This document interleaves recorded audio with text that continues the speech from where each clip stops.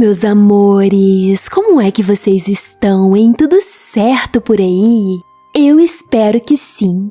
Eu ainda tô meio gripada, então talvez vocês percebam alguma diferença na minha voz. Mas cá estou eu novamente com mais um vídeo da nossa série de vídeos sobre reencarnação e outros mistérios considerados sobrenaturais, que nós sabemos que de sobrenaturais não tem nada, são completamente naturais. Eu já contei mais 3 histórias surpreendentes pra vocês, estão aqui no canal. Se ainda você não viu, assim que acabar esse vídeo, corre lá pra ver, tem uma playlist com os casos. E vocês estão vendo que enquanto eu estou falando, eu estou deixando o nome dos nossos membros e das pessoas que enviaram seu valeu demais pro canal nos últimos dias, como uma forma de agradecimento mesmo, porque eu sou muito grata por vocês ajudarem o canal. E eu sei que é chato, gente, mas eu preciso pedir para que vocês curtam esse vídeo agora, para vocês não se esquecerem, e para que vocês deixem um comentário, pode ser um emoji, qualquer coisa. Não vai te custar nadinha e realmente ajuda muito o canal. Se você puder, seja membro. Se você quer que esse tipo de vídeo continue, se você gostar de vídeo e se você puder, deixe o seu valeu demais. Se você não puder, envie um pensamento de luz pro canal, envie um pensamento de luz pra mim que vai valer tanto quanto. E que Deus abençoe e retribua multiplicado em bênçãos a cada um de vocês. Agora, ciganos e ciganas, peguem suas canecas de vinho, quentão ou chá e todos em volta da grande fogueira, porque hoje é dia de história. E mais uma vez eu começo pedindo perdão e a compreensão de vocês pelas palavras de outros idiomas que provavelmente eu as pronunciarei de forma lastimável, mas eu peço que vocês relevem e foquem na história em si, que vai valer muito a pena, eu prometo. Dito isso, vamos à nossa história. Esse é mais um caso estudado e comprovado pelo médico psiquiatra e pesquisador Dr. Ian Stevenson. Então, como fonte, eu mais uma vez usei o livro Casos Europeus de Reencarnação do Dr. Stevenson. Bom, nossa história começa em Whitley Bay, no Reino Unido, às margens do Mar do Norte, onde vieram ao mundo 2 lindas bebezinhas, uma no ano de 1946 e a outra em 1951. Eram respectivamente Joanna e Jacqueline Pollock, filhas de John Pollock e sua esposa Florence Pollock. Elas chegavam então para compor aquela linda família. John e Florence eram uma família normal, cristãos devotos, faziam questão de ir à missa religiosamente todos os domingos. E até então, naquela época, não acreditavam. Na verdade, pouco haviam ouvido falar por alto sobre essas besteiras de reencarnação. Bom, mas vocês sabem, meus amigos, o destino, quando tem que te mostrar alguma coisa, ele te mostra. E o destino, ele nos prega peças. E essa peça macabra começou no dia 5 de maio de 1957. As irmãs Joanna e Jacqueline já contavam, uma com 11 e outra com 6 anos de idade.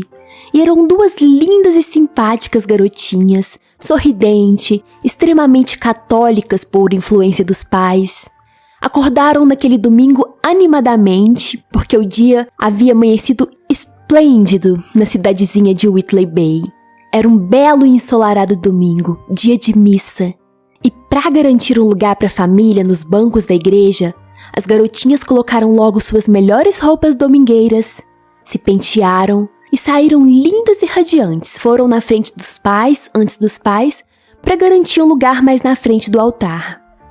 Acontece que quando dobravam a esquina, uma carruagem com cavalos desenfreados acabou atropelando e matando as garotinhas.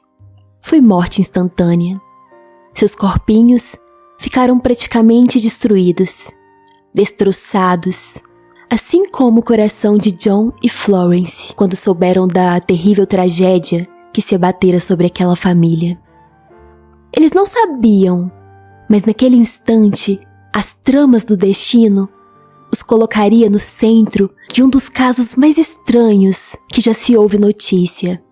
O pobre casal de pais enlutados e devastados decidiu-se mudar de cidade, deixar as lembranças para trás e começar uma vida nova. Assim, se mudaram para Hexham Northumberland, na Inglaterra. E foi ali que, mais ou menos um ano após o acidente, os Pollock voltaram a ter filhos. Dessa vez vieram ao mundo mais 2 garotinhas, por coincidência ou não.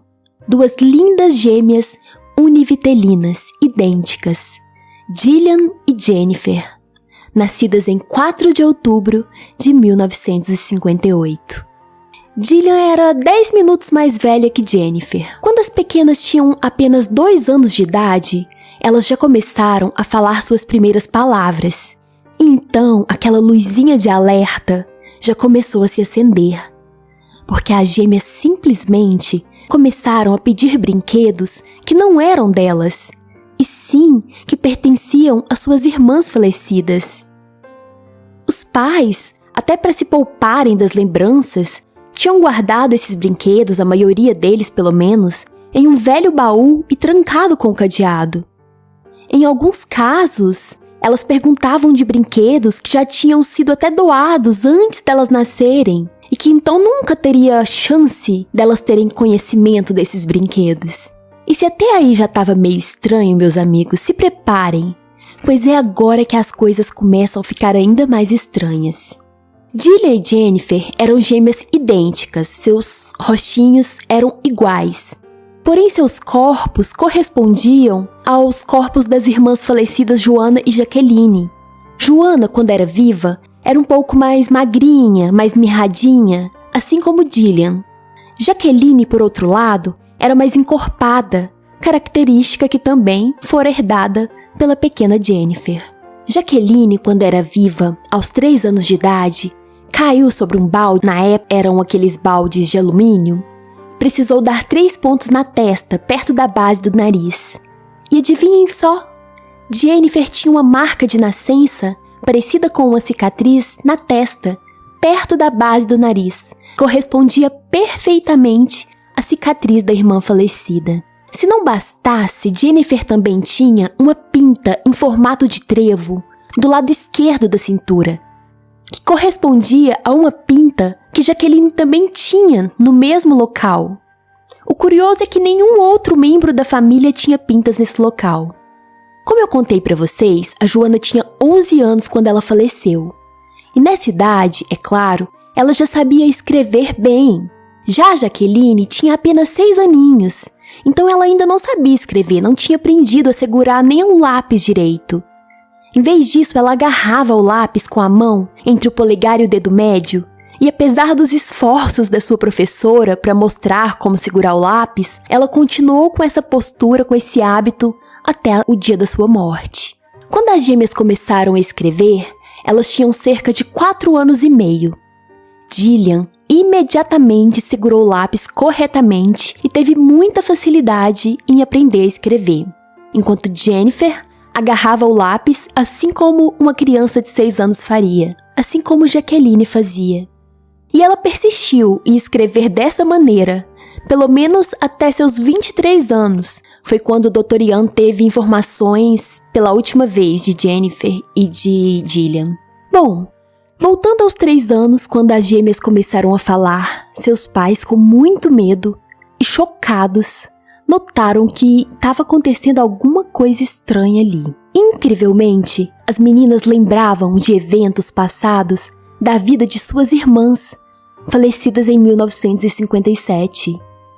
Enquanto Gillian recordava a vida da sua irmã Joanna, morta aos 11 anos, Jennifer recordava de Jacqueline, que fora morta aos 6. Em uma viagem para visitar a família e os amigos em Whitley Bay, as pequenas gêmeas mostraram conhecer com perfeição cada canto da casa onde as irmãs moraram e também as pessoas da cidade que elas nunca tinham conhecido antes. Além de parecer que simplesmente viveram ali naquela cidadezinha a vida inteira, onde nunca haviam pisado antes. Em um passeio pela cidade, uma das gêmeas chegou a dizer: "Olha só, a escola é por aqui, e é aqui que a gente costumava ir pro parquinho que ficava ali na parte de trás, lembra?" E realmente, o parque em questão e a escola ficavam mesmo no lugar que a criança indicou, inclusive continuavam no mesmo lugar. Local estes que elas nunca pisaram antes, mas suas irmãs falecidas já tinham ido. Elas também tinham hábitos e costumes idênticos ao das suas irmãs.